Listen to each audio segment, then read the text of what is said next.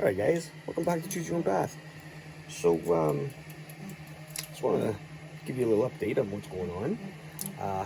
Show you what we did and what we're doing and shit like that, you know. So, let me just turn it around here. A little bit of cleanup, we got a little bit of stuff going on there. Now, we did like a bit of a trade.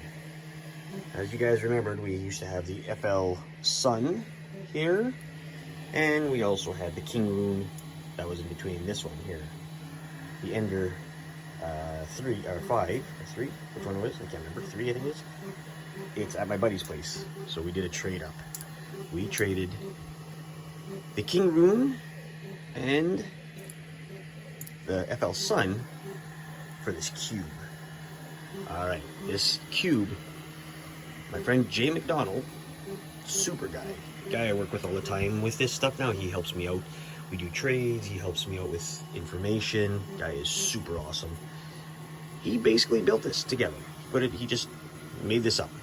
Not that he knows what he's doing, I don't, so that's awesome. The guy is awesome.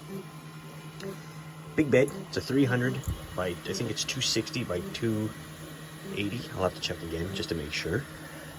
It's huge, so it's a good size. We can do helmets and that. What we're working on today is we're going to finish up our Predator mask. Now, this is something that's going to sit on this. I didn't know what this was at first until I found out, but this is like the back end of the mask, and it has like wheels on it, and it rotates up and down. I don't know. I just saw it recently. Pieces that were made before were these ones on the Ender 3. This was I just made with this bad boy. 13-hour print. A little bit of stringiness, but Jay just told me to play around with the retraction speed and everything. He got me set up with that.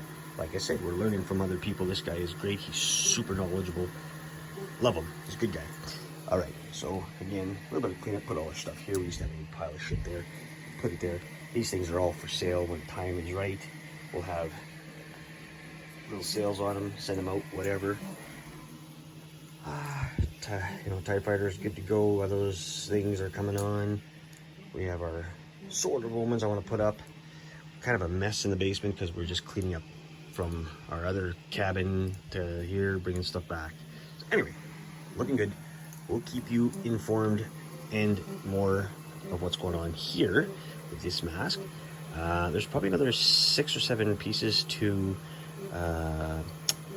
print. I would use this guy, but I have to level him out again, and I haven't been home, so I haven't had time.